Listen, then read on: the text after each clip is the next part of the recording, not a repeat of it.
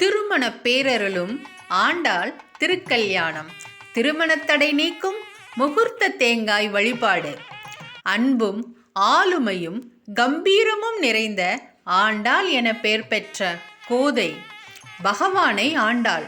அற்புதமான தமிழை ஆண்டாள். தன்னை நாடி வரும் பக்தர்களுக்கு அருளி ஆண்டாள். அரங்கனையே ஆண்ட ஆண்டாளின் திருக்கல்யாணம்.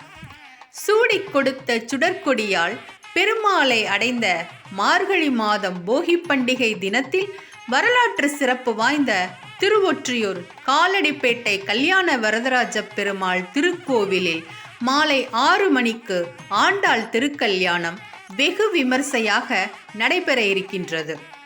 திருமணம் முடிந்து வழங்கப்படும் முகூர்த்த தேங்காயினை திருமணத்திற்காக காத்திருப்பவர்கள் வாங்கி வழிபட்டால் விரைவில் திருமணம் நிச்சயம் என்பது